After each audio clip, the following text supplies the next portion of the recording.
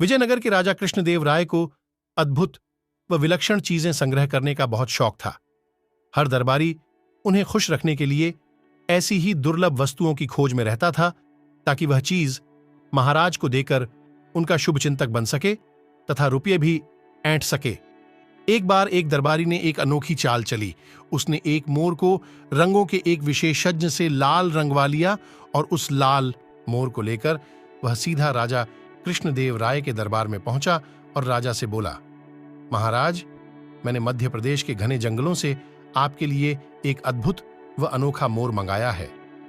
राजा कृष्णदेव राय ने उस मोर को बड़े गौर से देखा। उन्हें बड़ा ताज्जुब हो रहा था।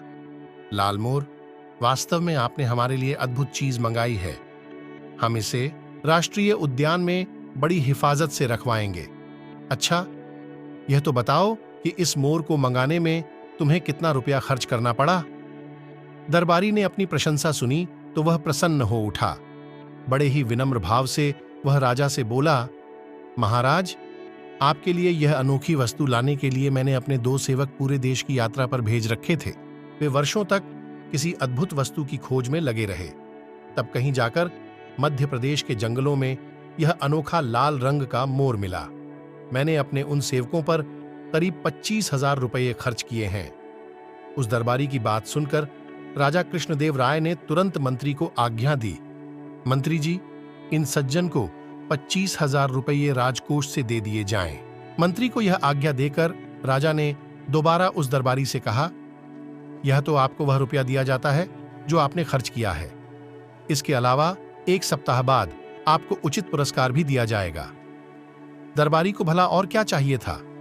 वह तेनालीराम की ओर कुटिल भाव से देखकर मुस्कुराने लगा।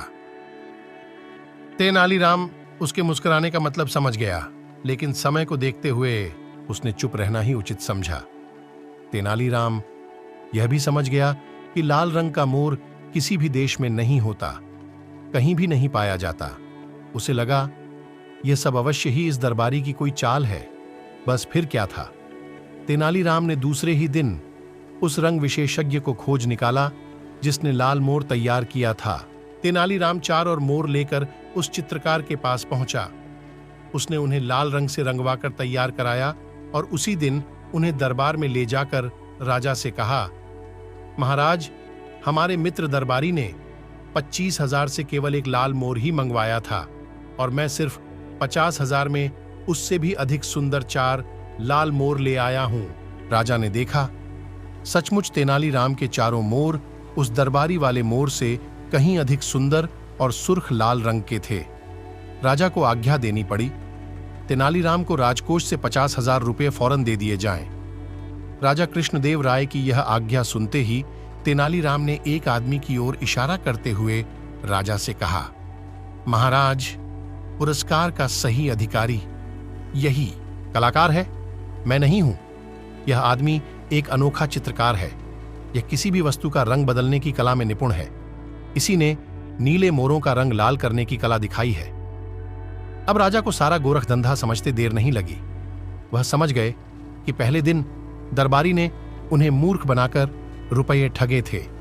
राजा ने फौरन ही उस दरबारी पर 25,000 लौटाने के साथ ही 5,000 रुपये जुर्माने का आदेश दिया और चित्रकार को पुरस्कृत किया। दरबारी बेचारा क्या करता, वह अपना सा मुंह लेकर रह गया। राजा कृष्णदेव राय को खुश करने की सनक के चक्कर में 5,000 रुपये भी गंवाने पड़े। ऐसे ही नई कहानी वीडियो देखने के लिए अरविंद बाबा ऑफिशियल चैनल को लाइक एंड सब्सक्राइब करें। धन्यवाद।